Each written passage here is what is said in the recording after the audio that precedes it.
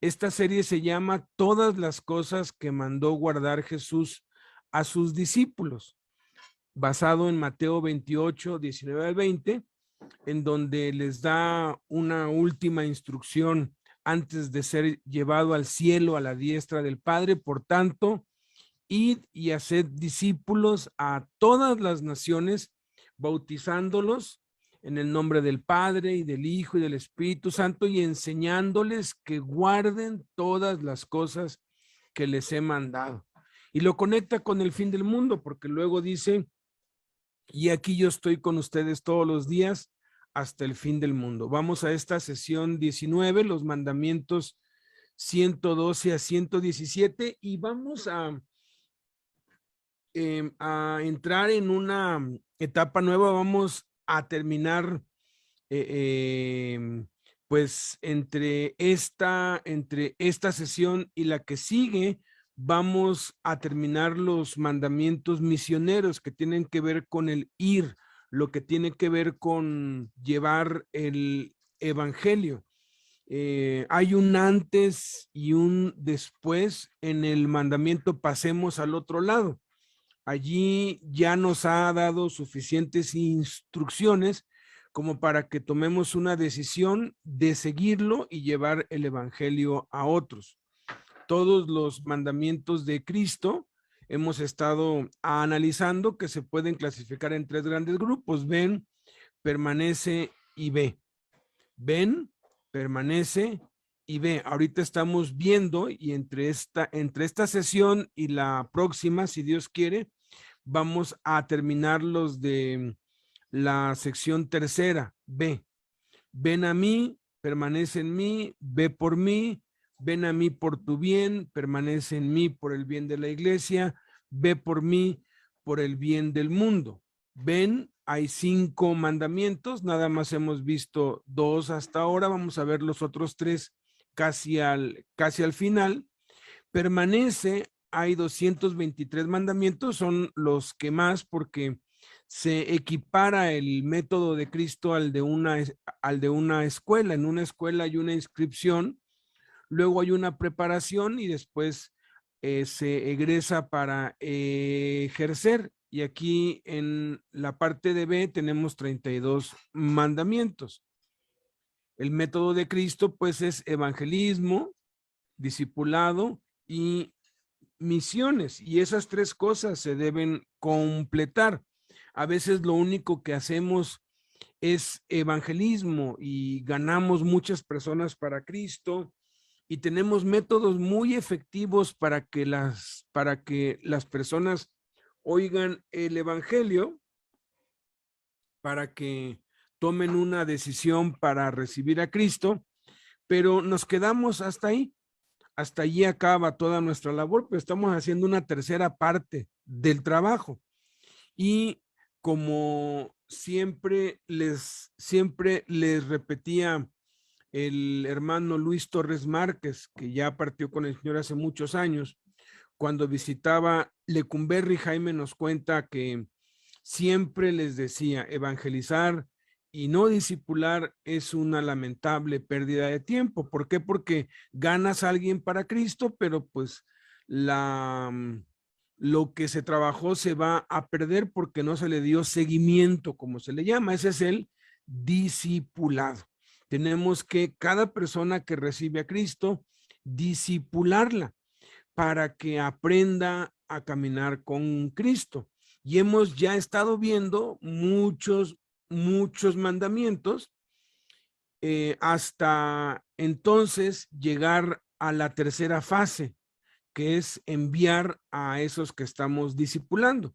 A veces también fracasamos en que únicamente evangelizamos y discipulamos, y pareciera que el discipulado se vuelve un fin en sí mismo. Y se estudia la Biblia y se hacen escuelas y se mete uno en teología, homilética, hermenéutica, y nombre, pueden pasar unos 20, 25 años estudiando la Biblia y nunca compartir la fe con nadie, nunca llevar el evangelio a otros. El propósito del evangelismo y el discipulado son las misiones. Y hemos visto en las últimas 5 enseñanzas los mandamientos que nos da al ir. Hoy vamos a entrar dentro de estos mandamientos a una sección en donde Jesús les repite mandamientos que ya les había dado, pero agrega algunos otros que ahora están en el contexto de las misiones. Recordarán ustedes que en Mateo 5, 6 y 7 Jesús nos dio 70 mandamientos, 70. Y esos mandamientos los debemos conocer, los debemos pues guardar. Hoy vamos a ver que llega un punto después de que los escoge y cuando los envía, que repite 12 de esos 70 mandamientos y da 8 mandamientos nuevos. O sea, de esos 70 mandamientos que ya nos había dado en Mateo 5, 6 y 7, hay 12 que debemos tener muy presentes cuando llevamos el evangelio y hay 8 más que hay que guardar y que hay que tomar en cuenta. Y ese es el propósito. El propósito de enviar a alguien es que vaya y repite el proceso con otros, que lo que aprendió vaya y se lo enseñe a otros. Entonces, hemos pues también clasificado los mandamientos por varios tipos. Sí, los mandamientos directos son los que simplemente da una orden, no explica nada, no promete nada, simplemente dice qué es lo que hay que hacer. Arrepiéntanse, crean en el evangelio, ¿no? Vengan, vean, son mandamientos directos. Pero también hay mandamientos con promesa. Hoy vamos a ver algunos. Pidan y se les dará. Busquen y hallarán. Llamen y se les abrirá, porque todo aquel que pide, recibe, y el que busca, halla, y al que llama, se le abrirá. Está dando promesas, mandamientos con promesa. Y hay también mandamientos circunstanciales, que es en donde aparece la palabra cuando, ¿no? Cuando los traigan ante las autoridades, no se preocupen por lo que deben hablar, ¿no? Si traes tu ofrenda al altar y allí te acuerdas de que tu hermano tiene algo contra ti, es algo que tiene que ver con una circunstancia particular y pues no todas las circunstancias vamos a experimentarlas, pero debemos nosotros estar listos, conocer qué es lo que hay que hacer. Por ejemplo, es una bendición que en este país se haya establecido el sistema de protección civil, porque antes de que existiera eso, cualquier inundación, cualquier temblor, cualquier terremoto, era más la gente que perecía por ignorancia, por no saber qué hacer, que ahora que la gente ya sabemos qué hacer. Por todos lados se nos avisa, se nos advierte qué hacer ante un temblor, qué hacer ante una inundación. Se nos prevé, ojalá y nunca tengamos que pasar por algo así. Ojalá y nunca tengamos que poner en práctica esas indicaciones que se nos hacen. Incluso ya pues se llama PGR, se llama gobierno, los bancos ante tanto robo y tantos asaltos, pues ya empiezan a enviar mensajes de prevención que dicen, ¿sabes qué? Mira, si te llaman y te dicen que van a actualizar tu cuenta, no les creas porque eso es un fraude. Y así pues nos van dando tips, nos van dando sugerencias, nos van dando instrucciones que si las conocemos, cuando nos llegue a suceder, y ojalá nunca nos llegue a suceder, entonces estaremos listos para enfrentarlo y no sufrir las consecuencias por ignorancia.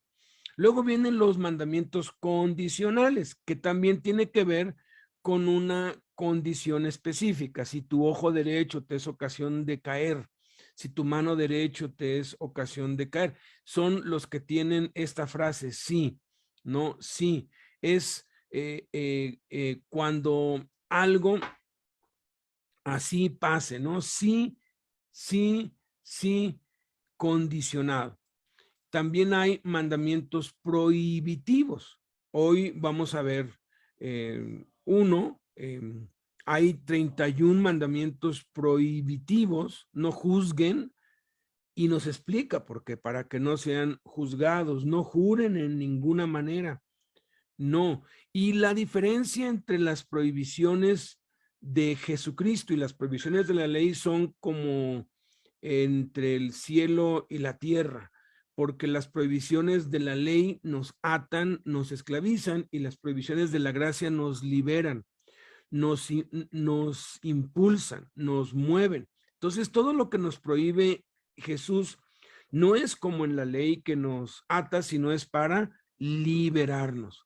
Y por último, los mandamientos misioneros, que son los que estamos ahorita mismo viendo, que son los que estamos considerando y que vamos a continuar hoy y la semana que entra, si Dios quiere, con estos para volver a pasar a otra serie de mandamientos directos, con promesas circunstanciales, condicionales y prohibitivos, y terminar con mandamientos misioneros. Entonces, vamos a continuar pues con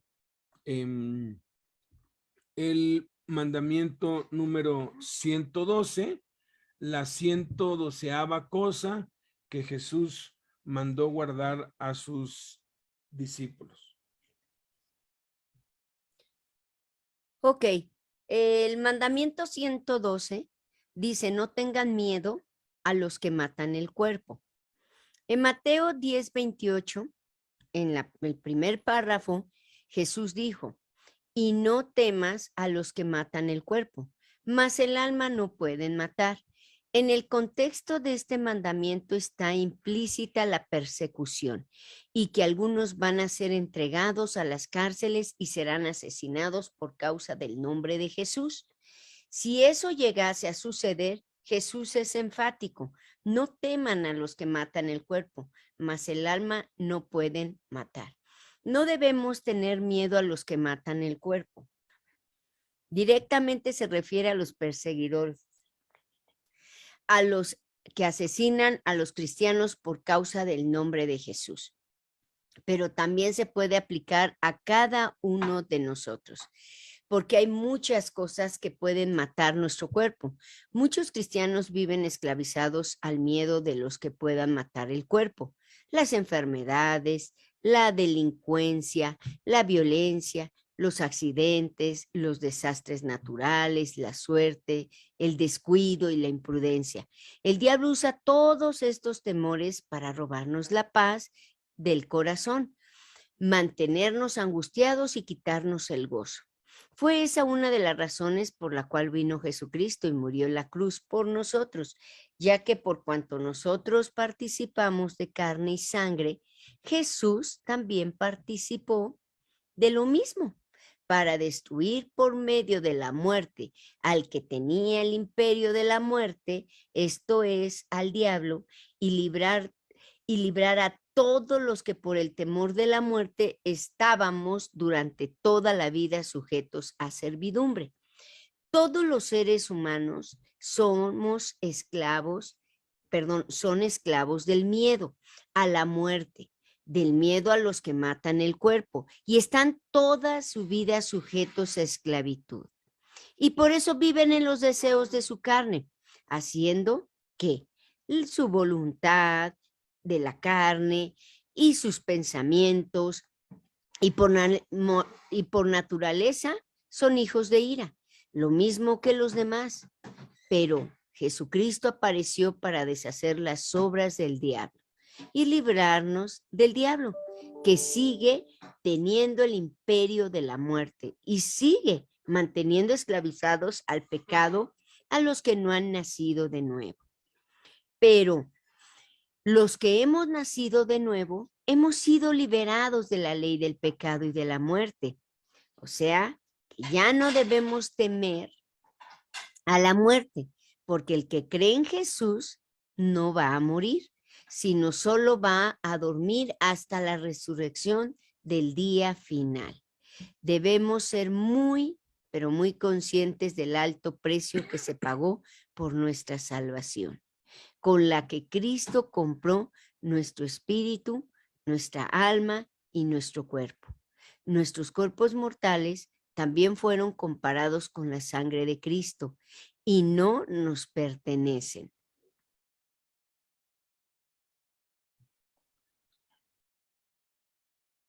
Por eso dice el Espíritu Santo, ¿no saben que sus cuerpos son miembros de Cristo?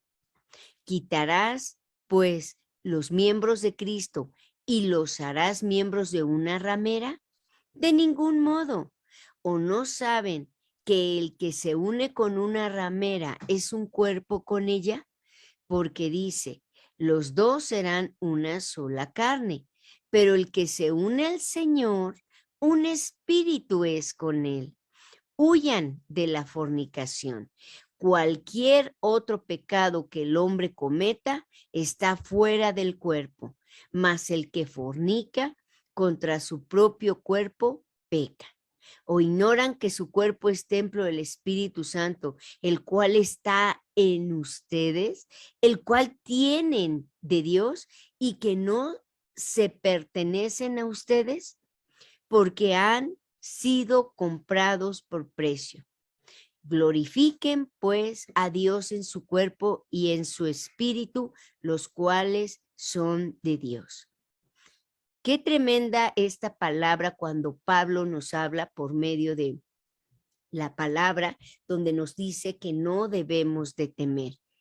Fíjense, es muy cierto que todos tenemos un precio y que se le puede llegar al precio a todos, pero al que ha nacido de nuevo y sabe esto, no se le puede llegar a un precio, porque quien lo quiera comprar debe derramar hasta la última gota de su sangre para conseguirlo.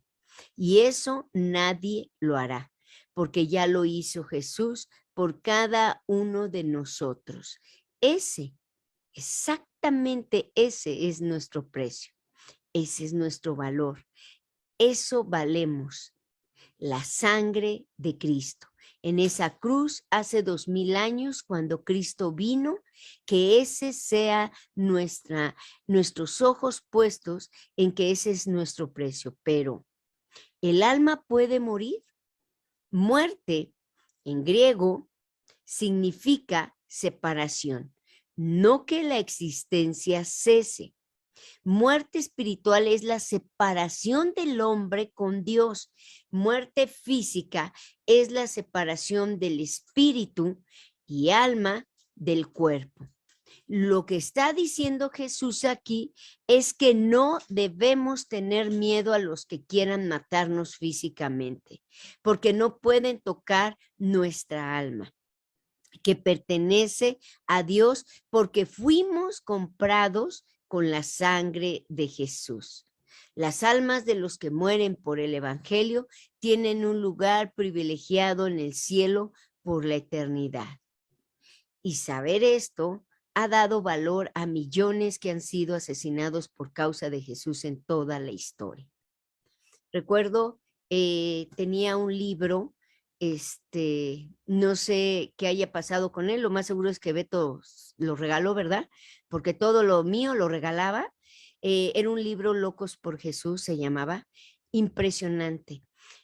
Me encantaba porque me animaba precisamente como con este mandamiento.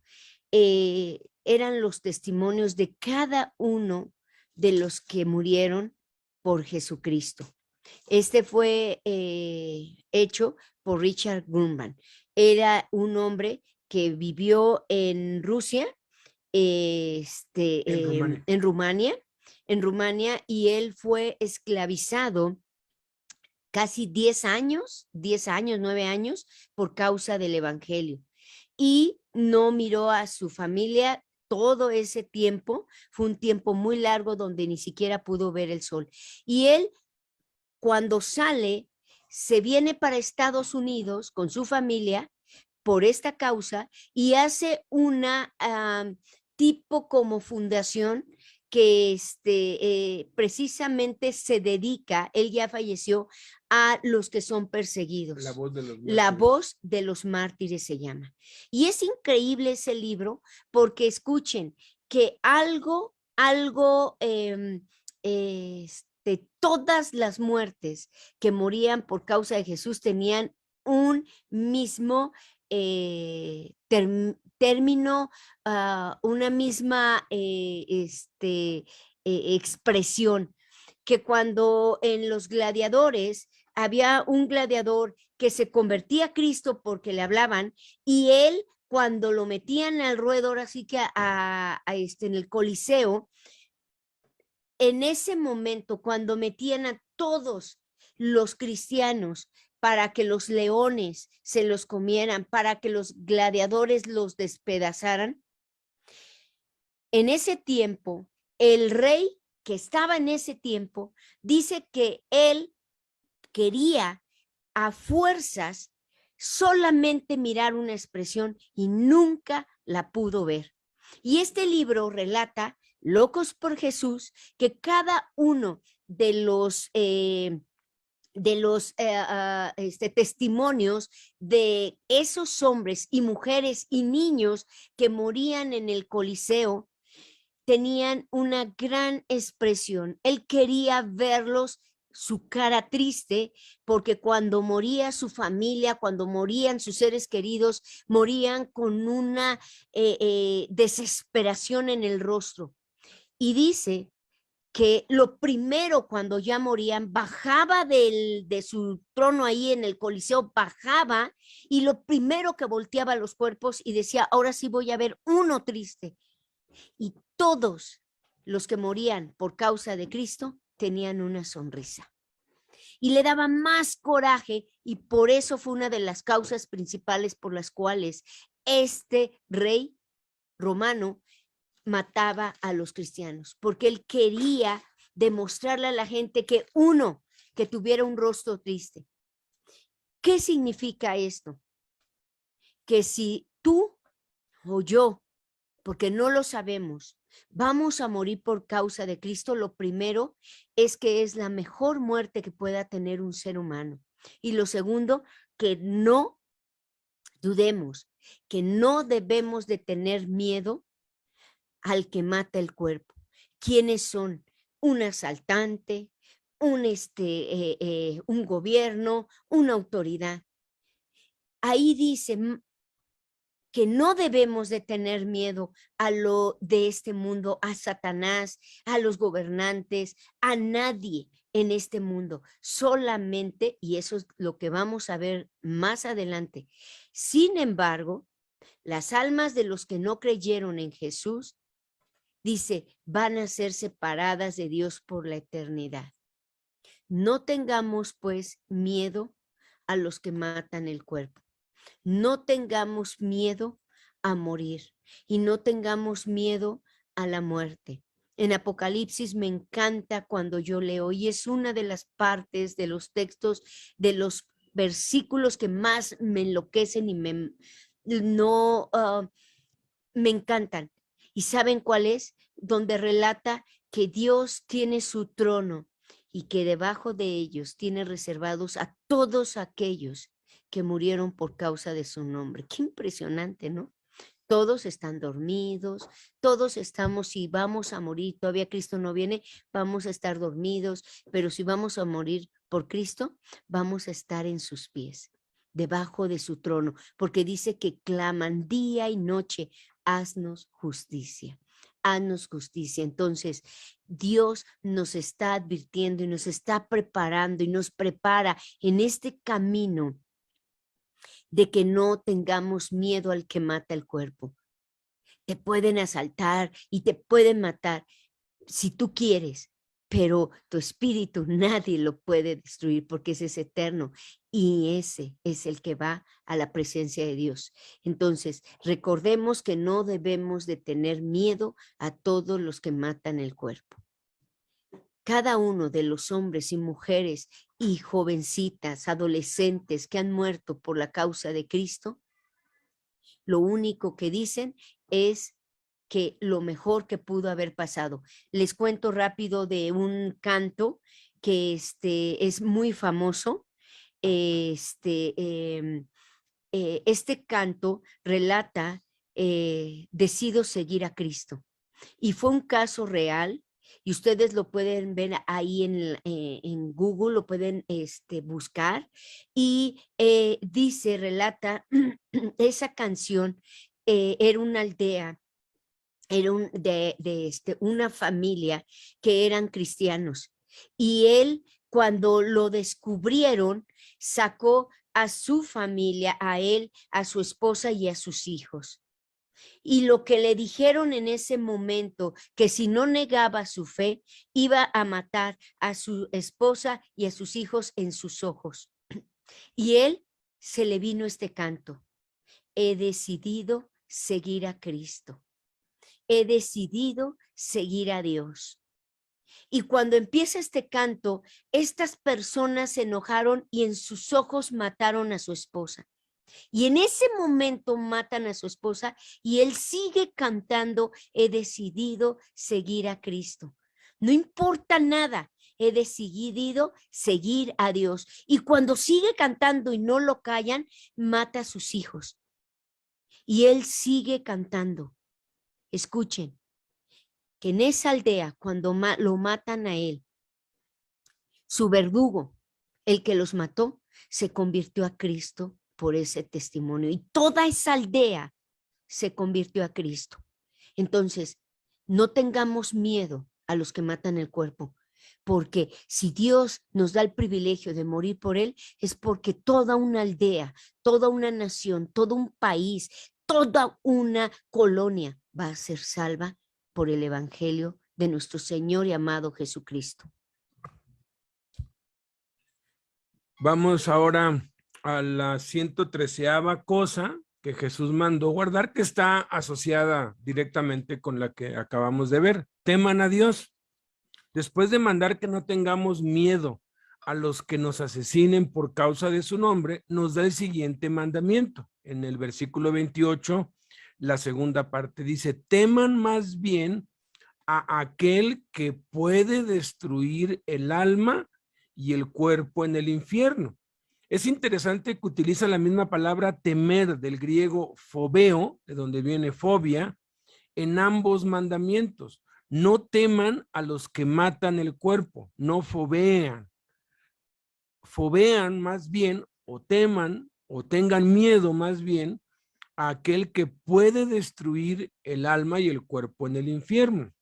Temer es sinónimo de tener miedo. Tener miedo y temer es exactamente lo mismo en la Biblia. La palabra miedo en griego se dice fobeo. La palabra temer en griego se dice fobeo. Es la misma palabra, es un sinónimo total.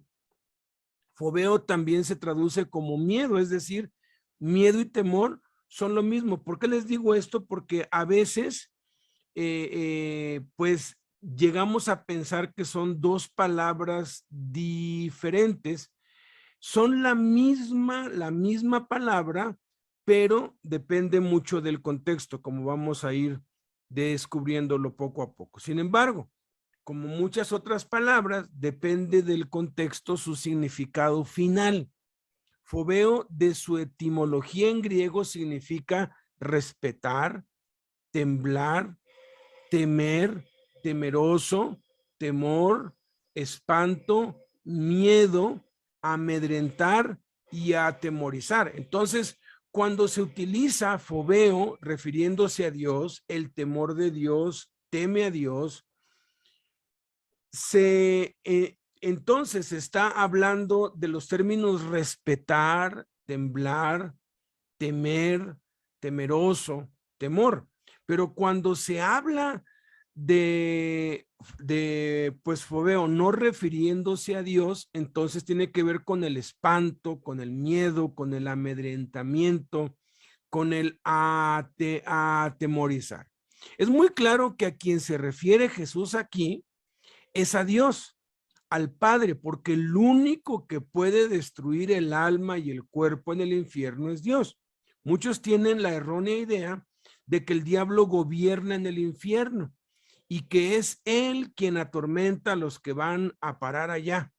Pero esa idea es totalmente equivocada.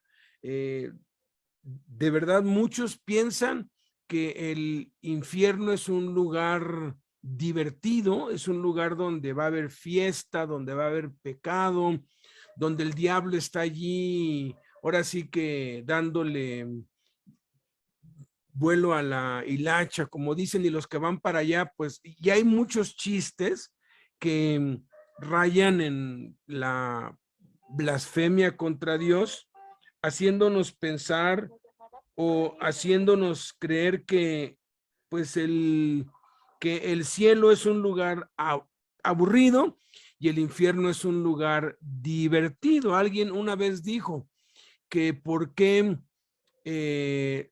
los musulmanes, hubo un tiempo, gracias a Dios por los chinos, de verdad, yo me mantengo informándome sobre lo que pasa en Asia y en China, y los chinos de verdad que están revolucionando no solo las cosas comercialmente, sino en el evangelio. Ya dentro de escasos 7, 8 años, China va a ser el país con más cristianos en todo el mundo, va a ser el centro del cristianismo a nivel mundial, ya no va a ser Estados Unidos como lo es hasta hoy. El punto, pues, por el cual les digo esto, hablando, pues, de la idea errónea que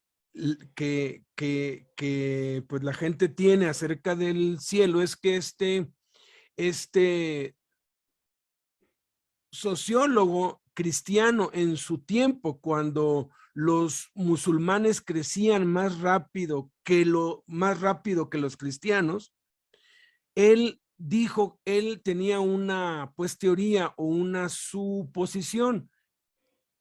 Él escribió esto: el Islam crece más aceleradamente porque quienes propagan el Islam les dan una idea muy clara, aun cuando equivocada, de lo que va a ser sus vidas después de la muerte. Todos los seres humanos le tenemos miedo a la muerte, todos sin excepción.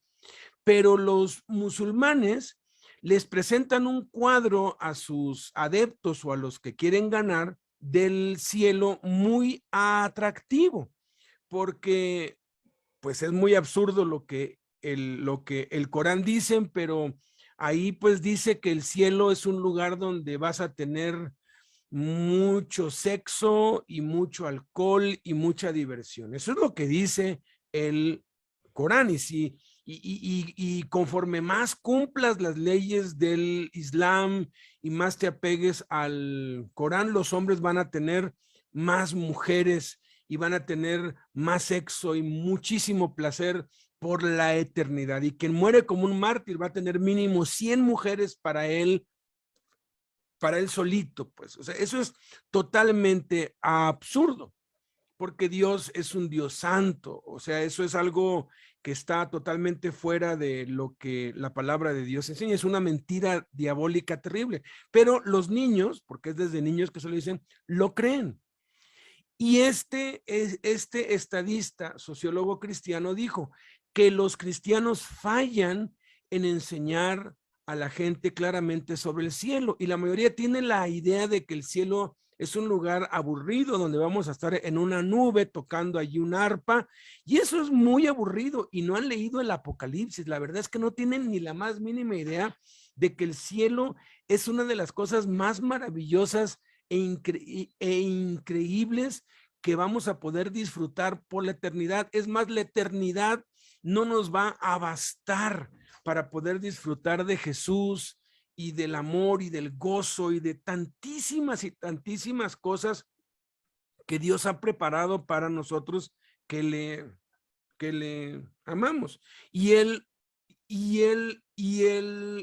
sociólogo hizo encuestas y todo, y tristemente el 70% de los cristianos piensa que el infierno es un lugar más divertido que el cielo.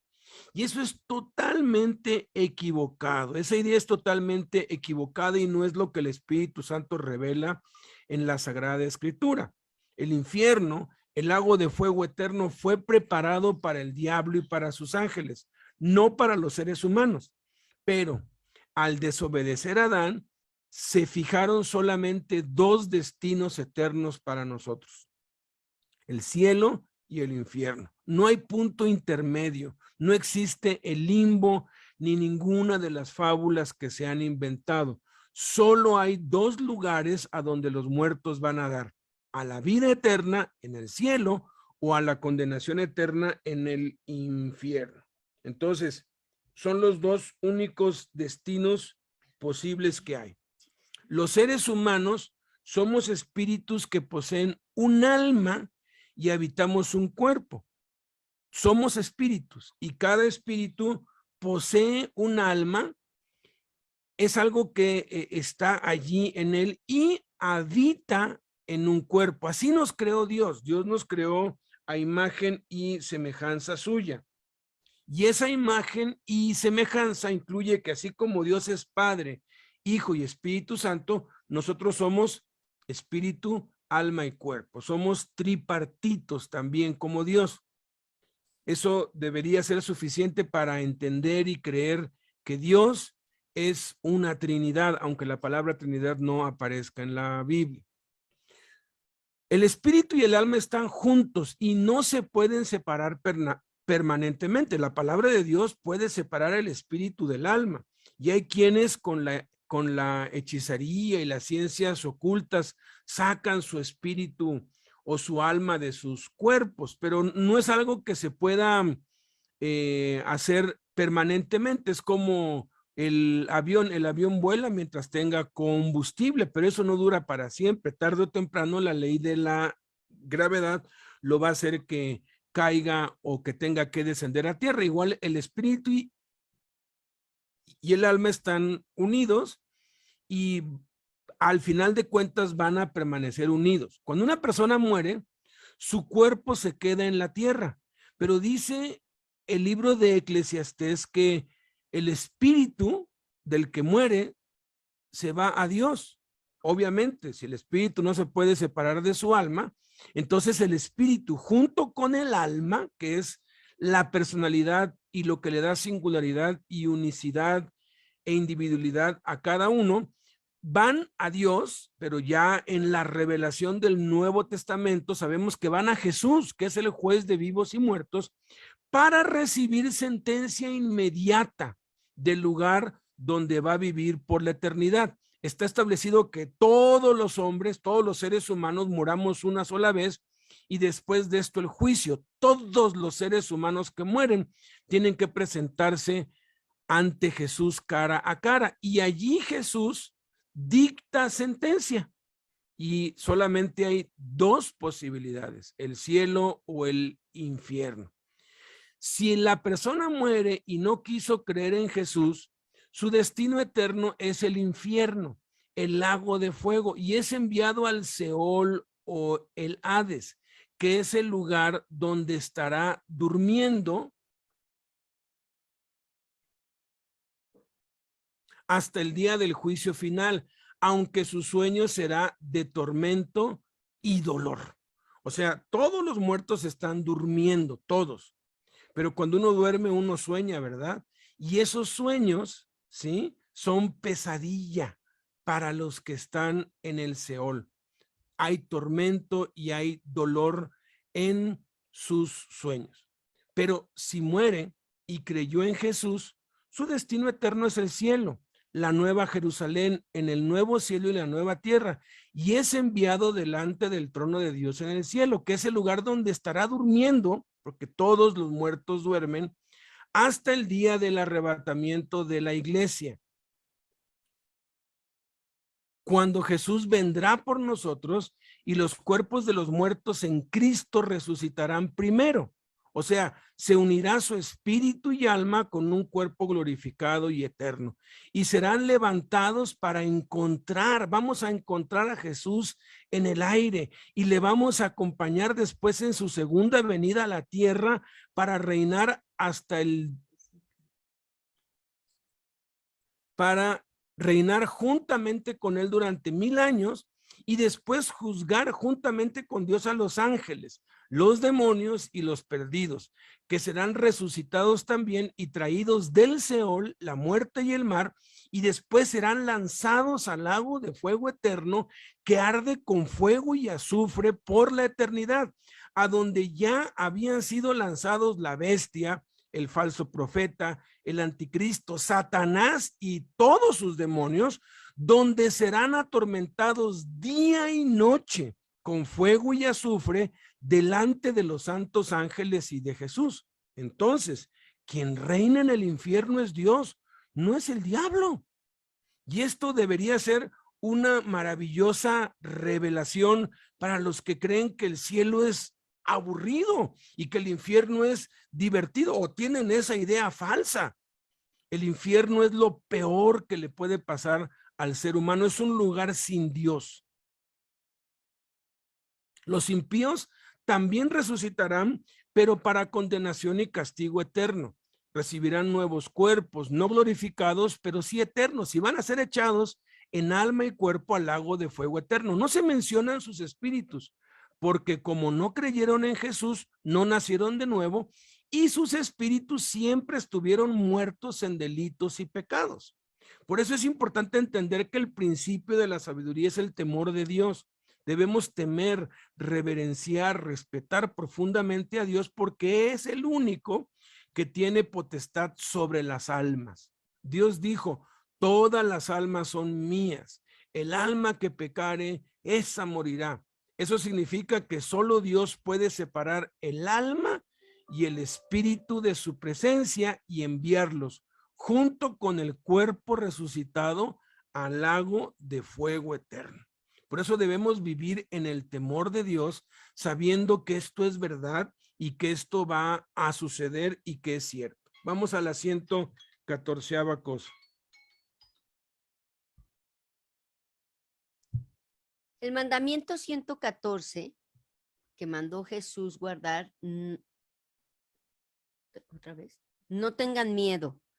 Después de mandar que no temamos a los que matan el cuerpo, pero el alma no puede matar, y que debemos temer a Dios, que es el único que puede destruir el alma y el cuerpo en el infierno, nos dan las razones por las cuales no debemos tener miedo. Y reafirma el mandamiento de no tener miedo, como lo hemos estado viendo, pero ya no específicamente de los que matan el cuerpo, sino generalizándolo a todo lo que nos puede producir miedo. No se venden 2 pajarillos por un cuarto, con todo, ni uno de ellos cae a tierra sin el Padre de ustedes. Pues aún sus cabellos están todos contados. Así que no teman, más valen ustedes que muchos pajarillos. Perdón. Hay 5 miedos inherentes a la naturaleza humana. Y los vamos a ver. El primero es que el miedo principal que todo mundo tenemos, aun nos guste o no nos guste, es la muerte. Lo segundo, a perder la libertad, ser encarcelados. Tercero, a la soledad. Eso es algo inherente, es algo que el ser humano por naturaleza siempre trae ese miedo. El cuarto, a la mutilación. Y el quinto, a hacer el ridículo. Esos son miedos naturales que solamente en Cristo tenemos la solución y la victoria. El miedo se convierte en fobia cuando persiste en el tiempo. Se intensifica en extremo o no puede ser controlado voluntariamente por la persona. Una fobia, ¿qué es una fobia? Miren, una fobia es el miedo a situaciones o cosas que son peligrosas, que no son peligrosas y que la mayoría de las personas no las encuentran molestas. El miedo es algo muy, pero muy común en las personas. Es una reacción natural o una experiencia adaptativa ante situaciones u objetos que implican un peligro real. Pero la fobia se vuelve una atadura y un terrible obstáculo que impide a las personas vivir de manera normal, pues el miedo se ha convertido en terror y eso los paraliza. Las 10 fobias más comunes que les producen terror al ser humano son fobia social, a grupos de gentes, agorafobia, a espacios abiertos, aracnofobia, a las arañas, acrofobia, a las alturas, claustrofobia, a los espacios cerrados. Ay, no. Teromeranofobia. Bueno, a volar en avión, nictofobia a la oscuridad, ofidiolofobia a las serpientes. Bueno, esa creo que nadie la soportamos, ¿no? Imagínense las serpientes entre los pies. ¡Ay, qué horror! Astrafobia a las tormentas. Tripanofobia, miedo a las inyecciones. Creo que se lo tiene Edgar, ¿no? Dijo. Sí. Todos. Que prefería estar en una balacera a que lo inyectaran. Sí, No eso puede dijo. ser. Todos, sin excepción, tenemos miedo de cada una de esas cosas. Pero no nos paralizan ni nos bloquean, sino que las enfrentamos y las superamos. Es interesante que la frase no teman, fíjense, aparece 366 veces en toda la Biblia. Entonces, miren, una vez para cada día del año, incluyendo el año bisiesto. O sea, un día a la vez. El miedo es una de las primeras consecuencias del pecado. Después de la vergüenza y después de la culpa. Tal como sucedió en el jardín del Edén con Adán. Sin embargo, sentimos miedo no necesariamente porque hemos pecado o estamos en pecado. Dios sabe que por naturaleza experimentamos miedo. Miedo, ¿qué significa? Significa sensación o percepción de angustia, ansiedad, intranquilidad o zozobra causado por un riesgo o peligro, ya sea real o imaginario, y puede ser de una manera desagradable. También significa sentimiento de desconfianza que impulsa a creer que ocurrirá un hecho contrario a lo que se desea. Miren, todos los seres humanos, sin excepción, contándonos tú y yo, nacemos con este instinto natural llamado miedo. Biológicamente, el miedo es un mecanismo de defensa, tanto a nivel mental como a nivel físico, gracias al cual el ser humano o animal puede preservar su vida y protegerse.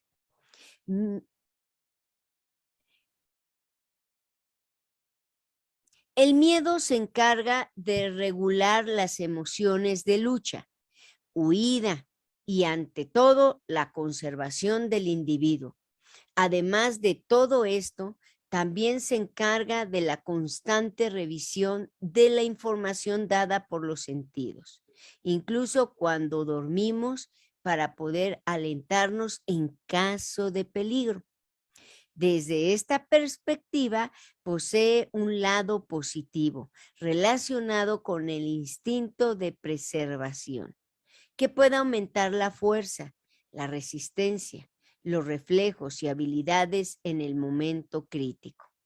La Escritura registra explícitamente que Abraham, Sara, Lot, Jacob, los patriarcas, Moisés, el pueblo de Israel, los hijos de Saúl, los cananeos, Jotam, los filisteos, David, los guerreros de David, Adonías, Elías, el siervo de Eliseo, escudero de Saúl, Eliú, Isaías, Ezequiel, los marineros que llevaban a Jonás, los discípulos, Pedro cuando caminó sobre el agua, los guardas que resguardaban la tumba de Jesús, los gadarenos, los fariseos, los escribas y principales sacerdotes, los padres del que nació ciego, Pilato, José de Arimatea, las mujeres que fueron al sepulcro al tercer día, los discípulos de la iglesia primitiva, los magistrados de Filipos y Pedro en Galacia. Todos ellos, dice la Biblia, que tuvieron miedo. Todos los días de nuestra vida necesitamos recordar que Jesucristo vive en nosotros, que Dios está en nosotros a favor nuestro. Por eso debemos tener miedo, no debemos tener miedo a nada ni a nadie, porque si Dios quiere, tiene cuidado de los pajarillos y los protege, cuánto más a los que somos sus hijos. Los animales tienen una cierta reacción para evitar el miedo. Y son los animales. Por ejemplo, las arañas. Las arañas, para evitar, para quitar ese miedo de sus atacantes, empiezan a tejer una telita y es la famosa telaraña, ¿no? Y con eso ellas se protegen esos animales de los insectos para que se los coman. El oso tiene ciertos cuidados para evitar que el ser humano se le acerque y son sus garras, el rugido, para espantar el miedo y no tener miedo él. Cada una de los animales, cada uno de los seres vivos tienen una cierta cualidad para poder evitar y poderse guardar del miedo. Y el ser humano, ¿cuál es ese punto para evitar? Fíjense, el ser humano, como lo vimos, o la fobia, o se aísla, tienes miedo a las personas, te aíslas. Miren, el único que puede quitar ese miedo es Jesucristo a través de su palabra. La única manera en que podemos evitar, que podemos deshacer, quitar de nuestro cuerpo el miedo es confiando en Él. Él nunca nos va a engañar, Él nunca nos va a quedar mal. No hay ningún aspecto, nada que se le parezca, ni que sea escrito, ni que en ningún lado de la Biblia que nosotros tengamos, que Dios no podamos por el miedo acercarnos a Él. Al contrario, si tú tienes miedo, si yo tengo miedo, tenemos ese miedo, Él dice que no tengamos miedo. Así que si esto nos ayuda, que los antiguos, cuando Elías, que se apareció Jezabel y quería matarlo, fue y se escondió en una cueva y allí estaba, ¿no? Clamándole a Dios. Y Dios le dice, ¿qué haces aquí? Y él dice, es que esa mujer mató a todos los profetas y ahora viene conmigo porque soy el único que quedo, ¿no? ¿Y qué le dice Dios? ¿Eres el único? Si tengo ante mí más de 500, más de personas que no han doblado rodilla ante Baal, ¿cómo se te ocurre decir? El miedo nos hace alejarnos de Dios, pero Dios nunca se aleja de nosotros. Por eso Él dice, no tengas miedo, porque yo estoy ahí, yo estoy contigo. Y el miedo nos hace ver muy lejos a Dios. Y eso, por eso es importante que nos quitemos el miedo. ¿En qué tememos miedo? ¿Qué es el temor que tenemos? Desechémoslo, entreguémoslo a Dios, porque Jesús dijo que no tengamos miedo. Y específicamente el miedo cuando alguien nos habla y nos dice que nos van a amenazar, nos van a cerrar la iglesia, nos van a afectar para hablar de Jesús. Así que animémonos, porque ni siquiera los vecinos, ni siquiera la policía, ni siquiera nadie nos va a poder evitar que hablemos de Jesucristo, porque este es el tema, que no tengamos miedo de lo que el hombre puede hacer para con nosotros. Así que no tengamos temor, que es el miedo, que es el espanto. Nada ni nadie. Tengamos temor. ¿A quién? Respeto, que es reverencia, es a Dios. Recuerden que lo único que no nos va a hacer alejar de Dios es el temor a Dios. Cuando yo conocí a Cristo, pues yo tenía pues 20 años y no sé, he tratado de ubicar cuándo fue que se me dio la fobia a la oscuridad, pero yo le tenía terror pues a la noche, pues siempre tenía una lámpara, siempre procuraba que hubiera una luz prendida y tenía allí pues reservas de pues, lámparas con pilas por si se iba la luz, porque yo le tenía pavor a la oscuridad. La oscuridad me paralizaba. A pesar de que pasaron 5 años, yo todavía estaba con eso y de pronto descubrí, pues dice Cristo, que no tengamos miedo, que no tengamos miedo. Y tuve que enfrentarlo en Cristo, orando, me costó, me encerraba en el cuarto, apagaba la luz y empezaba a temblar y prendía la luz porque no aguantaba, pero cada vez fui aguantando más y más y más y más. Y gracias a Dios hoy la oscuridad la disfruto muchísimo. Es más, soy muy, muy feliz cuando puedo dormir y hay una oscuridad completa, porque sé que lo que hay en la oscuridad es lo mismo que hay en la luz, porque el Cristo que vive en mí es la luz y yo soy la luz. Y no sé qué fobia tengas, pero tú puedes ser libre. Tienes que ser libre, tienes que hacerlo en Cristo, porque Dios nos hizo para ser libres y la verdad te puede hacer libre. No te justifiques, no digas, es que yo así soy. A mí me da miedo las alturas, a mí me da miedo los cuartos cerrados y hasta dicen, soy claustrofóbico. No, no, no, no, no, no.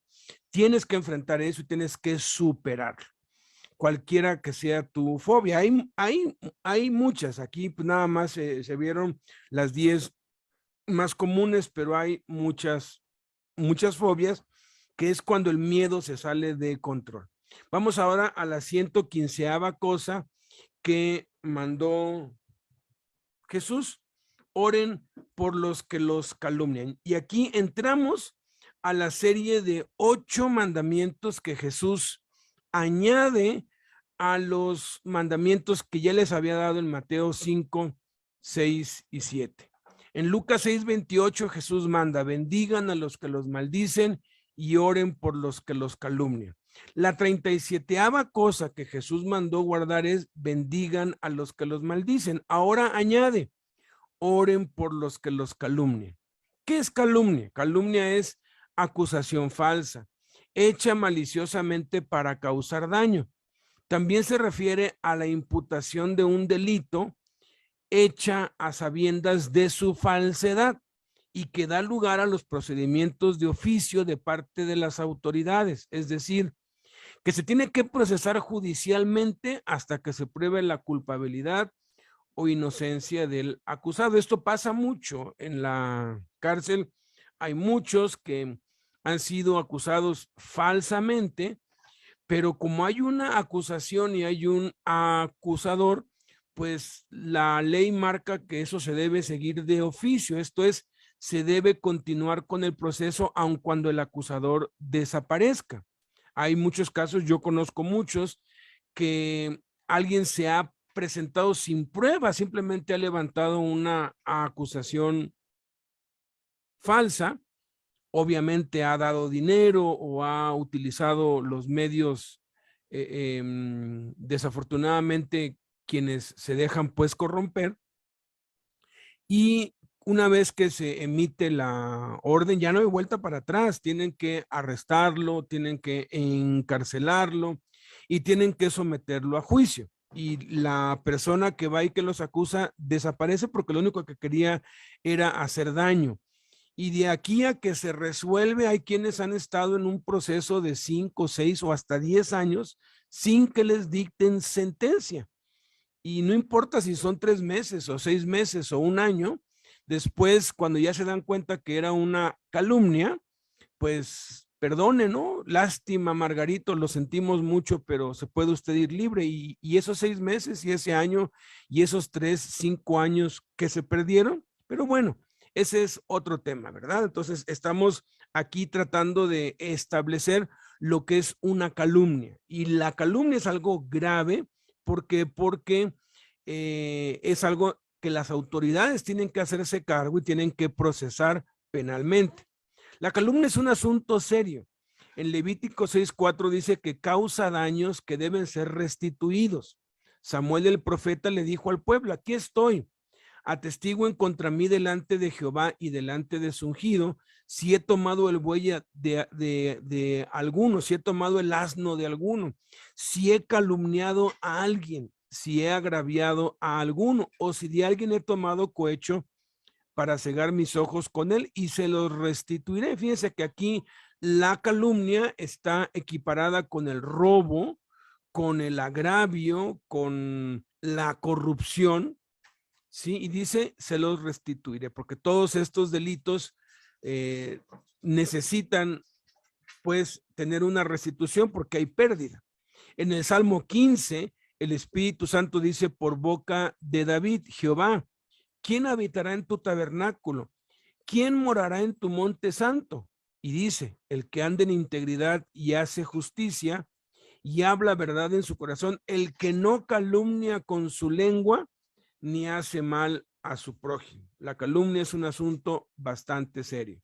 Proverbios asegura que el que propaga calumnia es necio. Ezequiel asegura que hay quienes calumnian para derramar sangre, para causar la muerte a otros. Esto fue, recordarán, lo que hizo Jezabel con Nabot, que contrató a 2 testigos falsos que lo calumniaran para que fuese apedreado por el pueblo, como sentencia de las autoridades. ¿Por qué lo hizo? Para apoderarse de su viña y que su esposo, el rey Acab, pudiera tomar posesión de ella. Qué cosa tan maligna, ¿verdad? En la ley, en el antiguo pacto, Dios se volvía enemigo de los que calumniaban a sus siervos y los vestía de ignominia. Ignominia es vergüenza pública, confusión y vergüenza. Sin embargo, ahora en la gracia, todas las cosas cambian, porque hay quienes utilizan textos del Antiguo Testamento para aplicarlos hoy bajo la gracia. Sí, bajo la ley, el que calumniaba a un hijo de Dios, a alguien del pueblo, se las veía con Dios y Dios se las cobraba y pobrecito de aquel que se atreviera a levantar su boca en contra de un siervo de Dios. Pero ahora en la gracia ha cambiado todo. Dios ama a todos por igual. Él ama a cada uno y quiere que todos los hombres vengan al conocimiento de la verdad. Quiere que todos los seres humanos sean salvos, que ninguno se pierda. Dios ama tanto al calumniador como al calumniado. Cuando servimos a Jesucristo, vamos a ser objeto de calumnias por causa de Jesús y debemos estar bien conscientes de ello. Y él aseguró que somos bienaventurados cuando por su causa nos vituperen y nos persigan y digan toda clase de mal contra nosotros mintiendo, en otras palabras, y nos calumnien, porque ¿qué es una calumnia? Es un mal que es mentira. Nos están acusando de algo grave que hicimos que no hicimos. Y entonces manda que nos gocemos y nos alegremos porque nuestro galardón es grande en los cielos, porque así persiguieron a los profetas que fueron antes que nosotros. ¿Qué debemos hacer? Jesús nos dice qué hacer, que oremos por ellos, porque Jesús es el juez de toda la tierra y a él debemos encomendar nuestra causa, pues él sabe la verdad y dará el pago a cada uno conforme a su justicia y sacará todo a la luz. Es importante resaltar que el contexto de este mandamiento es para cuando nos calumnien por hacer el bien, por servir a Cristo, no por otras causas. Miren, las personas calumnian a otras por muchas razones. Calumnian por odio. Hay quienes odian a alguien y ese odio los lleva a, bueno, ¿cómo puedo hacerle para que sea afectado, para que pierda pues su tiempo, su libertad, su dinero? ¿Cómo? Pues con una calumnia. El odio despierta rencillas, el odio produce calumnia, pero también la envidia. Hay quienes envidian tanto que les va bien a otros que no pueden soportarlo y entonces inventan algo. ¿Para qué? Para hacerles daño. Otros, como en el caso de Acab y Jezabel con la viña de Samanabot, por codicia. Codician sus cosas y la única forma es quitándolo de en medio. Otros calumnian por venganza. Fueron agraviados y entonces planean y maquinan una calumnia para desquitarse. Otros lo hacen por malestar. He conocido pues el caso de quienes de pronto el vecino que estaba al lado, como le molestaba que pusiera su carro y que no le dejara pues pasar y después, oiga, ¿puede usted mover su carro? Y no lo hacía, siempre lo hacía y lo hacía y lo hacía y lo hacía, pues fue con las autoridades y lo acusó de robo y de allanamiento y lo llevaron preso. Ya después se aclaró todo, pero pues el encarcelamiento y el dinero y el gasto pues no te lo quita nadie, pero esa puede ser una causa.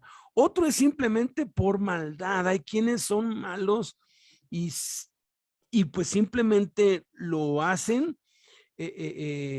A veces mezclan la maldad con la codicia, porque hay muchos que se prestan y hasta se asocian para calumniar a alguien, amenazarlo con pues llevarlo a la cárcel y luego le piden dinero para que se evite eso, ¿no?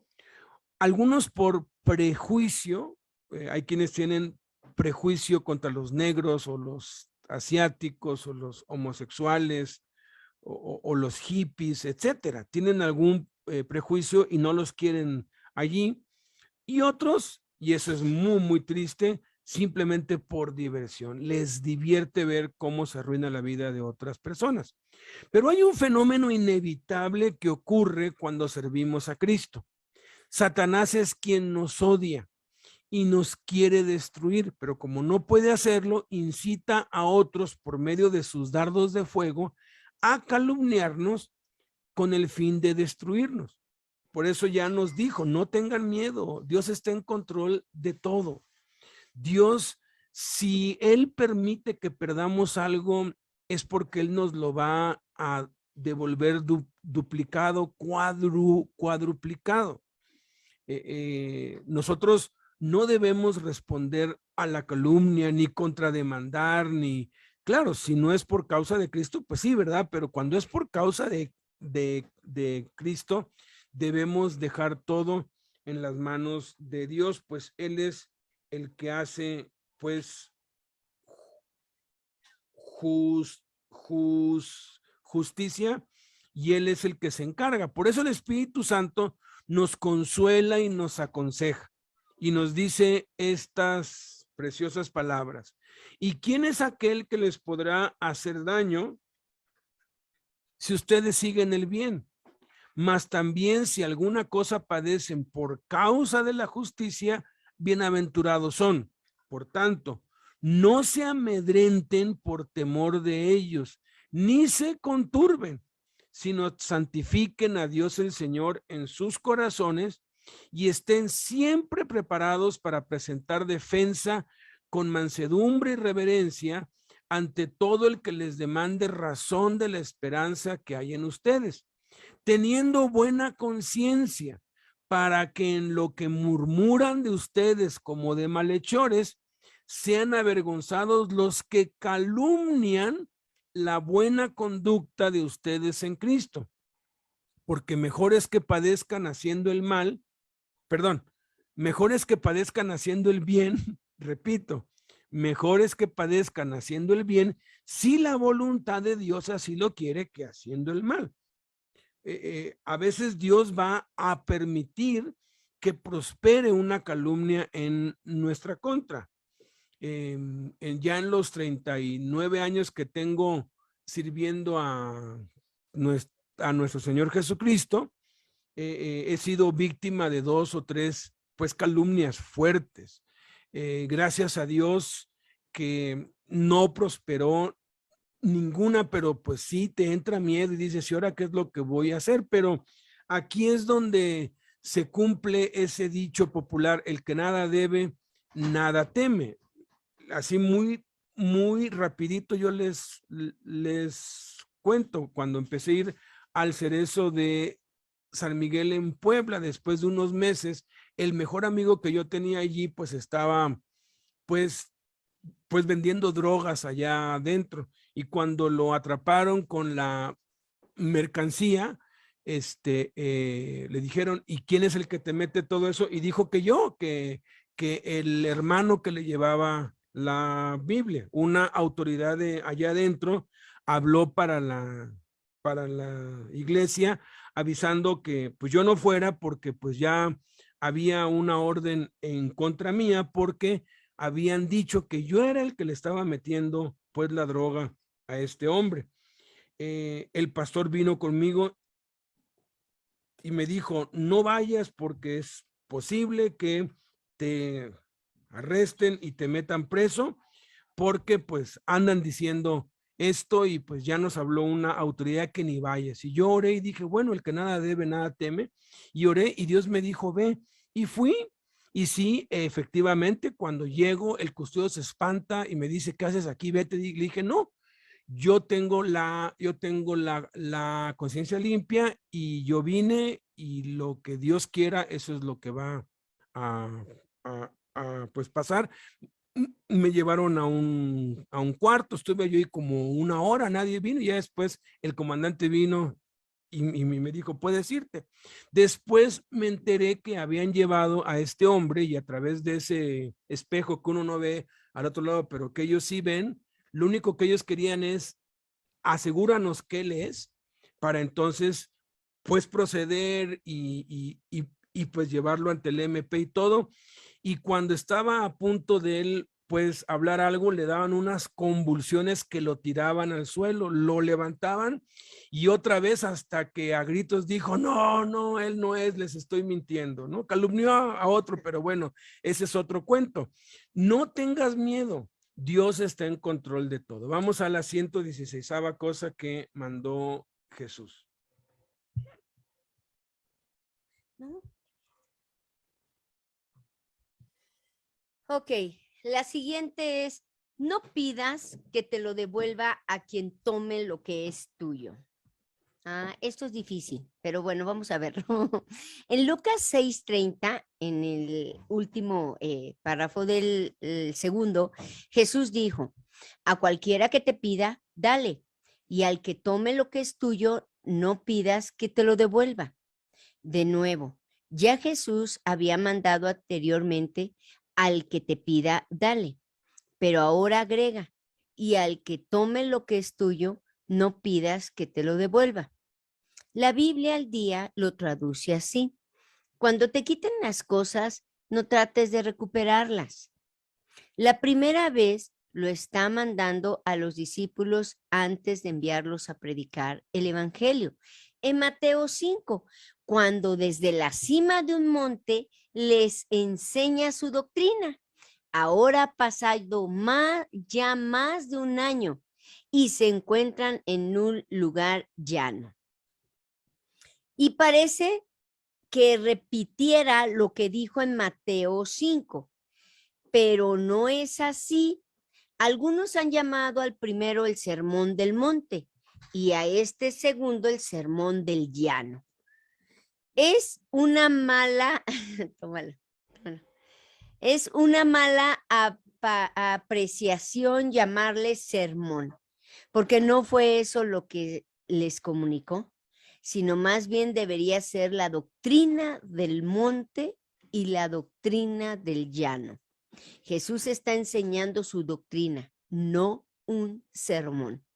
La diferencia estriba en que en el monte los discípulos lo empezaban a seguir y aún no había escogido a los 12 apóstoles. Ahora en el llano está dando la misma doctrina, pero un año después repite su doctrina a los 12 enviados que ha escogido y los está enviando a predicar el evangelio. Miren, en el monte Jesús les da 70 mandamientos. Ahora, en el llano solo les da 20 mandamientos, repitiendo 12 de ellos. Gócense, alégrense cuando los persigan. Amen a sus enemigos. Hagan bien a los que los aborrecen. Bendigan a los que los maldicen. Al que te hiera en una mejilla, preséntale la otra. Al que te quite la capa, ni aún la túnica le niegues. A cualquiera que te pida, dale. Como quieran que hagan los hombres con ustedes, así también hagan ustedes con ellos. Amen a sus enemigos. No juzguen. Saca primero la viga de tu propio ojo. Estos 12 mandamientos los recalca y los refuerza debido a que tienen que doble atención en ellos a ir a anunciar el evangelio. Sin embargo, añade 8 mandamientos. Primero, oren por los que los calumnian. Al que tome lo que es tuyo, no pidas que te lo devuelva a quien tome lo que es tuyo. Siguiente, hagan bien. Presten, no esperando de ello nada. Sean misericordiosos. Permítanme. Sean misericordiosos, como también su Padre es misericordioso. No condenen y no serán condenados. Perdonen y serán perdonados. Den y se les dará. Ay. Estos 8 o 9 mandamientos ponen de manifiesto la seriedad del llamado y los peligros a los que nos exponemos por causa del evangelio, tal y como se exponen a peligros los que deciden pasar al otro lado, ¿no? En busca de una mejor vida y un mejor futuro. Y a pesar de que pasan penurias, hambres, desvelos, peligros y muchas dificultades, con gozo siguen su camino hacia el otro lado, con la esperanza de llegar a su destino, sabiendo que valdrá la pena todas las aflicciones por las cuales están ahora atravesando. El Espíritu Santo nos manda por medio de Pedro lo siguiente: puesto que Cristo ha padecido por nosotros en la carne, ustedes también ármense del mismo pensamiento. El saber que una vez que hemos decidido pasar al otro lado para seguir a Jesús y servirle, nos va a traer recompensas, galardones y coronas eternas. Y al mismo tiempo vamos a experimentar la presencia, el gozo, la paz, el amor, el poder de Dios en esta vida. Hace que cualquier tribulación y aflicción vale la pena y que Dios siempre está en control. Aquí es donde aplica la promesa que la mayoría mal interpreta pensando que no hay mal que por bien no venga. Eso no es lo que dice la Escritura. El Espíritu Santo dice, a los que aman a Dios, lo vuelvo a repetir, a los que aman a Dios, todas las cosas les ayudan a bien. Esto es, a los que conforme a su propósito son llamados. Esta promesa no es para todos, sino para los que aman a Dios y han sido llamados conforme al propósito de Dios, para los que han decidido pasar al otro lado y se encaminen hacia allá. Entonces, además de que vamos a ser víctimas de calumnias, también van a buscar y aprovecharse de nosotros respecto a nuestras pertenencias. Hay muchas maneras en las que nos pueden quitar nuestras cosas. Una de ellas es por engaño, ¿no? Nos engañan y nos quitan lo que nos pertenece. Lo siguiente, por abuso de confianza, ¿no? Abusan de nuestra confianza. Abuso de autoridad. Robo o fraude. O aquí falta a lo chino, ¿no? A lo chino. Recuerdo que teníamos, sí, es así, es que esa, o como, ese es robo. claro, A lo chino es robo. por eso, por engaño, o sea, no porque, mira, les explico la situación. Hace como 12 años, yo vi a una de mis vecinas muy afligida y yo ya no veía a su esposo y no lo veía. Entonces ella empezó a correr la voz y lloraba con cada una de las vecinas para decir que su esposo se había accidentado y que estaba muy grave en el hospital. Entonces llega el rumor a mis oídos y pues no me hubieran dicho eso, ¿verdad? Porque ahí voy con la vecina, ¿verdad? Y le toco y le digo que qué pena, que cuenta con nosotros. Y ella empezó a llorar, que su esposo estaba en terapia intensiva. Le dije, por favor, dame el hospital, nada más déjame acompañarte y a verte. Sí, me dijo, pero me terapió, ¿verdad? Sí. Nunca me lo esperé. Voy otra vez con ella porque otra vecina le dijo, mira, no sé qué es lo que pase, pero si tú hablas con Blanquita se van a arreglar tus problemas, así le dijo. Blanquita cada vez que a alguien le llora, de la nada salen bien contentos, así le dijo. Entonces, ¿por qué no hablas con ella? Y habló conmigo. Y fui a su casa, le dije, permíteme, nada más hago unas cosas y voy y te toco. Me apuré y fui y pues ella me dijo, yo no sé, pero a ti te tengo mucha confianza, pero nadie lo sabe, me dijo. Mi esposo no tuvo un accidente, mi esposo cayó preso. Y yo no quiero que nadie sepa. Le dije, ¿y tú sabes a qué me dedico? Y ella me dijo, no, yo no sé. Le dije, bueno, yo me dedico a visitar las cárceles. ¿Cómo? Sí, y se abrió, él cayó en el reclusorio Oriente y ahí está y bla, bla, bla, ¿no? Le dije, no te preocupes, Beto va a ir a verlo. Y sí, efectivamente fue a la siguiente semana y lo visitó, ahí estaba el vecino, ¿no?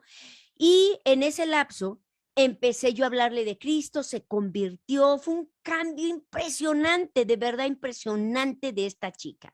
Ella era la que había promovido una virgenzota grandota ahí en el jardín de al lado que teníamos, y de la nada, en menos de 3 meses, la quería romper, no pudo, y me dijo, pues haz lo que quieras con ella. Le dije, sí, ok.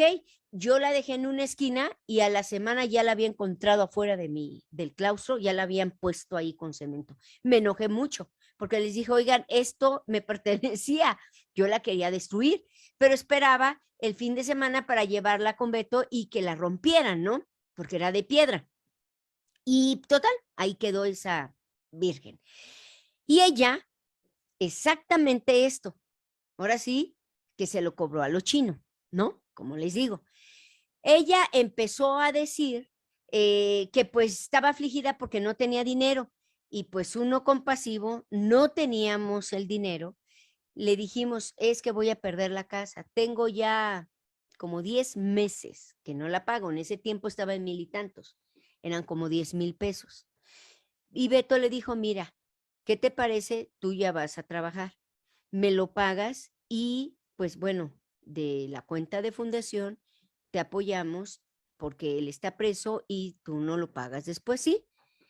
Pues como ven que nunca me lo esperé, sale este chico menos de no sé cuántos meses, sale libre, llega y de la nada me deja de hablar. En serio, ¿eh? De la nada. Y yo dije, ¿por qué se esconde? Fui y no, y hasta que lo entendí, dije, qué babaluca soy. Me robó, me robó y ahora ¿de dónde voy a sacar ese dinero? Créanme lo que estábamos bien afligidos y el esposo vino y que pues después, que perdón, lo mandó y nunca nos pagaron. Nunca. Ahora sí que hizo pleito, más bien dicho, pleito ranchero, pleito ranchero, se enojó. Miren, tuvimos Beto y yo que ahora sí que eh, todo lo que nos llegaba, pues a empezar a meterlo porque no pertenecía a nosotros.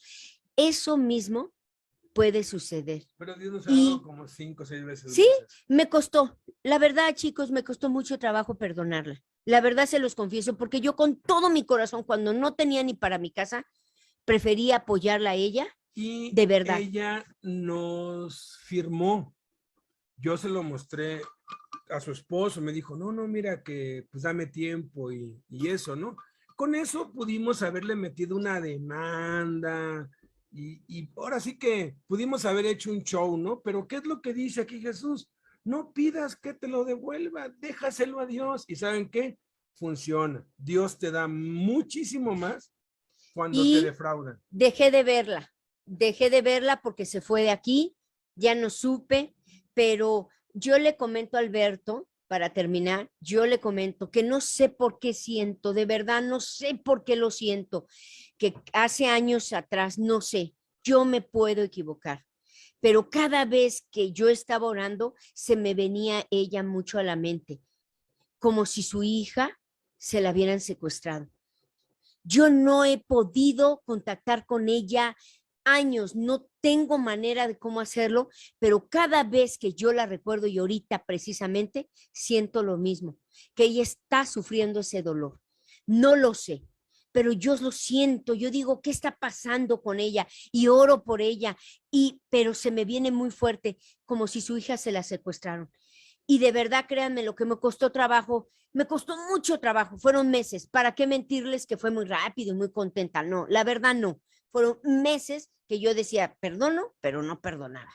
Hasta que lo decidí, se lo entregué a Dios y fue cuando la dejé de ver. Ella vivía unas calles, ya jamás apareció. Sus hijas, las dos, estaban en la VM con mis hijos. Cuando salen y viene la pandemia, ahí perdí el rastro, ya no supe, no la he visto y eso que está a unas cuadras su casa, no se aparece. Miren, no pidamos que lo devuelvan quien tome lo que es nuestro. Entreguémoslo, porque Dios nos da más de lo que podamos nosotros ni siquiera imaginar. Entonces, termino con esto. Si lo logran, y si logramos que Si Dios, logran quitarnos. si logran quitarnos, es porque Dios lo permitió y siempre tiene un propósito. A fin de cuentas, si Él permite que lo hagan, es porque Él nos va a dar el doble, como a Job.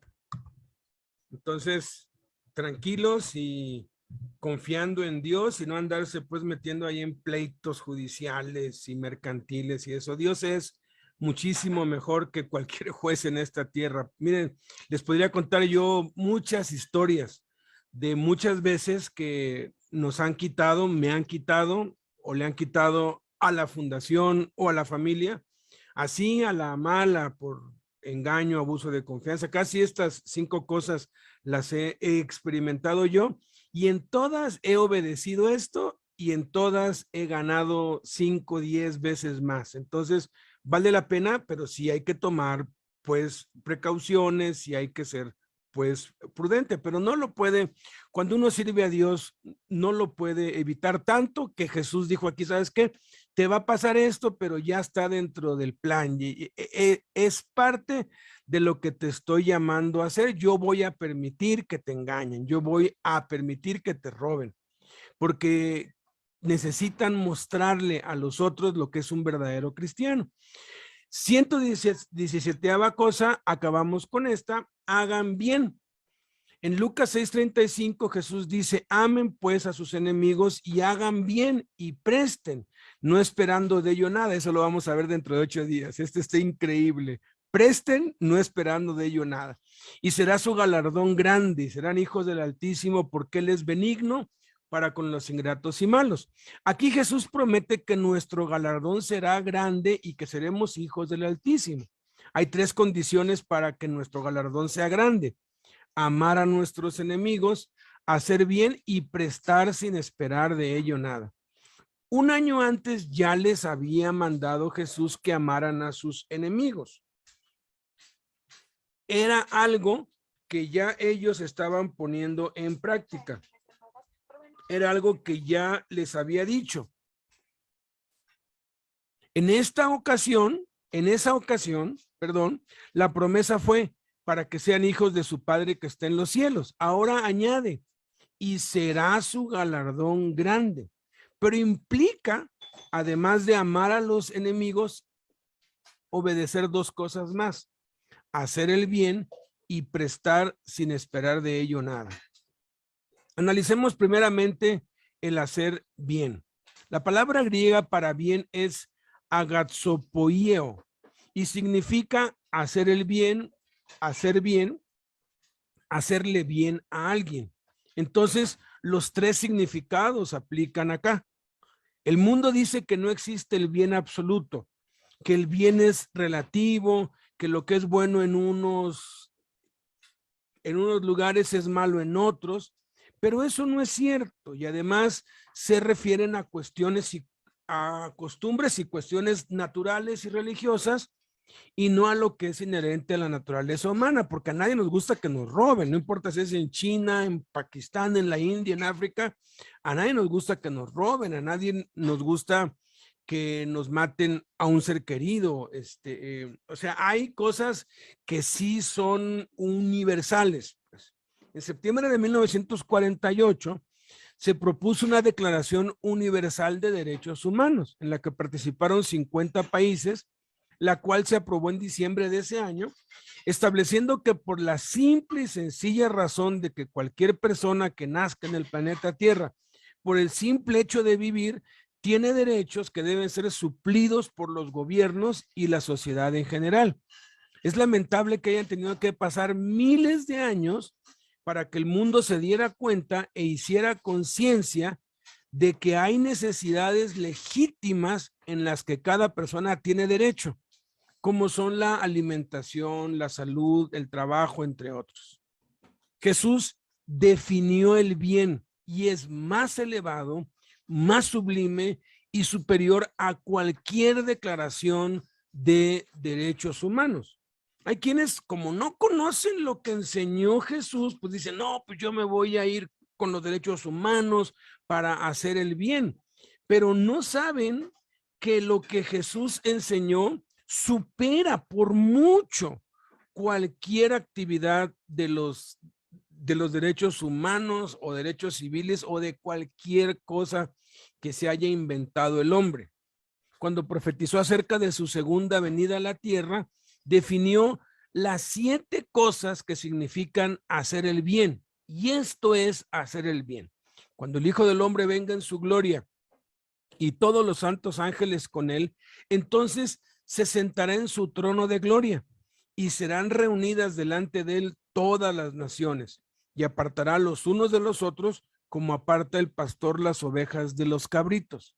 Y pondrá las ovejas a su derecha y los cabritos a su izquierda. Entonces el rey dirá a los de su derecha, vengan, benditos de mi Padre, hereden el reino preparado para ustedes desde la fundación del mundo, porque tuve hambre y me dieron de comer, tuve sed y me dieron de beber, fui forastero y me recogieron, estuve desnudo y me cubrieron, enfermo y me visitaron, en la cárcel y vinieron a mí. ¿Qué es entonces hacer el bien? Pues hacer el bien es darle de comer al que tiene hambre, darle de beber al que tiene sed, recoger al forastero, que puede ser un migrante, un desplazado, un niño en la calle, un indigente que no tiene hogar, un huérfano, darle ropa al desnudo, visitar al enfermo y al preso. Y eso incluye a los enemigos, porque pues dice el Espíritu Santo, si tu enemigo tuviere hambre, dale de comer. Si tuviere sed, dale de beber. Entonces, hacer el bien tiene que ver con estas 7 cosas que estableció Jesús y que están por encima de cualquier obra humana y de cualquier obra social. Lo que definió Jesús es universal y es eterno. Ahora, ¿qué es hacer bien? No es lo mismo hacer el bien que hacer bien. Hay quienes hacen el bien, pero no hacen bien. Ahorita se los explico con un ejemplo muy simple. Hacer bien es hacer el bien con los que nos rodean, con los que tenemos cerca. No solo debemos alimentar y cuidar de los necesitados, sino también de los nuestros, principalmente de los hijos. Hay muchos casos de muchas personas, y se ha sabido, que hacen el bien, pero lo hacen para tener ganancia particular, que lo hacen para tener beneficio propio, que lo hacen por egoísmo, que lo hacen porque tienen un complejo de estima tan bajo que lo que quieren es que la gente los alabe y quieren ser vistos por los hombres. Entonces hacen el bien, ayudan a muchos y les aplauden, pero son luz de la calle y oscuridad de sus casas, pues son muy dadivosos y generosos con los de afuera, pero en su casa pasan hambres. De veras que hay historias desgarradoras de hombres que brillan por su altruismo, pero que en casa maltratan a su esposa, a sus hijos, y los hijos están pasando hambre y ellos enriqueciéndose y pues viviendo en una opulencia fruto de su altruismo, pero los propios lo odian, los propios lo desprecian porque hace mucho por muchos, pero no hace lo que debe hacer por ellos. De estos, dijo el Espíritu Santo que el que no provee para los suyos y mayormente para los de su casa, ha negado la fe y es peor que un incrédulo. El bien es algo que se hace, no que se dice. Hagan bien, dijo Jesús, y hacer bien es hacer el bien, pero a todos, sin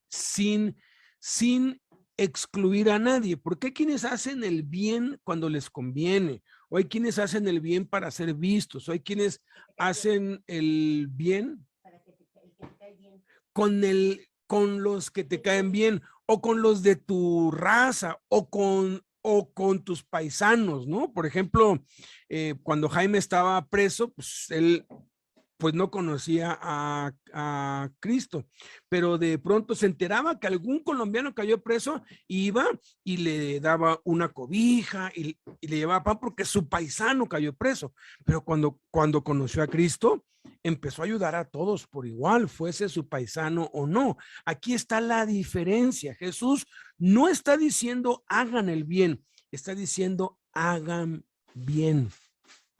Esto es sin acepción, sin predilecciones, sin prejuicios, porque hay quienes dicen, no, yo le hago bien a todos, pero a los negros o a los asiáticos o a los indígenas, no, o a los que tienen esta preferencia sexual. O sea, hay prejuicios. Aquí nos está estableciendo nuestro bendito Señor Jesucristo, que debe ser parejo a todos sin discriminar a nadie. El bien es una acción, es un hecho. Hacer el bien implica poner por obra lo que enseñó Jesucristo en nuestras relaciones con Dios, con los creyentes y con los no creyentes, porque hay quienes piensan que porque dan de comer a los pobres y ayudan a las viudas y a los huérfanos, ya pueden vivir como ellos quieran y se dan licencias y bueno, es terrible eso. Hubo un caso, empezamos a ver un que se llama documental, pues Blanquita y yo, de un hombre en Inglaterra en los años 70, 80, que era considerado el mayor filántropo. Ayudó casas, hogar, orfanatorios, discapacitados, pero bueno, y era súper famoso, recaudaba millones de libras, la reina de Inglaterra lo honró, bueno, era una de las personas más queridas porque hizo muchísimo, muchísimo, muchísimo, muchísimo el bien, pero no hizo bien en su vida personal porque hacía eso, patrocinaba y recogía cuantiosas sumas, millones de libras para orfanatorios y construir para él poder abusar sexualmente de huérfanos, oiga, de paralíticos, paralíticas, de personas minusválidas, y cuando empezó a salir a la luz todo, de enfermos y enfermas mentales. O sea, él usaba toda esta filantropía para tener licencia o para poder, ahora sí que hacer pues de las suyas y salir impune. Lo acusaron varias personas porque tenía tantísimo dinero que no prosperó nada. Ya después de muerto, salió todo a la luz y hubieron pruebas y eran que más de 400 víctimas que dieron la cara. Y le quitaron y hicieron investigaciones y había, vaya, todo salió a la luz, que la reina tuvo que pues decir que era una persona no grata, lo habían enterrado en un panteón así de las personas, sacaron sus huesos y los pues llevaron a una fosa común, hicieron estatuas, hicieron, le pusieron sus nombres a muchas calles y ya les cambiaron el nombre, tiraron esa estatua. Bueno, algo vergonzosísimo, y es muy triste, pero hay muchas personas así, que creen que porque están ayudando a muchos, pueden vivir como se les pegue la gana. No, no es así. Tenemos que hacer bien también para con Dios. Implica poner todo lo que esté de nuestra parte para suplir necesidades físicas, materiales, emocionales y espirituales en nuestra familia, empezando por nuestra casa y de los que las necesitan. Implica ser y andar como Jesús, que anduvo haciendo bienes, que vivió en santidad delante de Dios.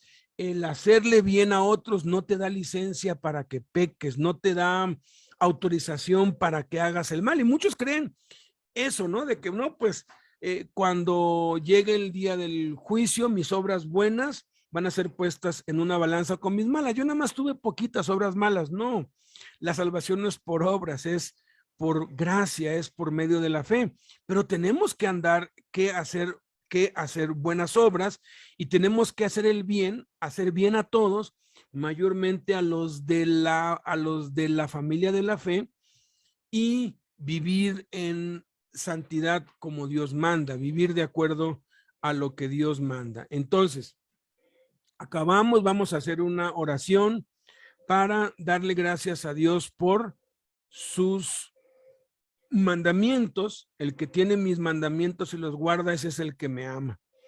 Para poner en práctica esto que estamos viendo, estar alertas y vivir esta aventura maravillosa que es llevar el evangelio de Cristo a donde Dios nos mande. Padre, te damos muchas gracias en el nombre de Cristo Jesús por tu bendita palabra. Gracias porque tú eres bueno y tu misericordia es para siempre, Señor.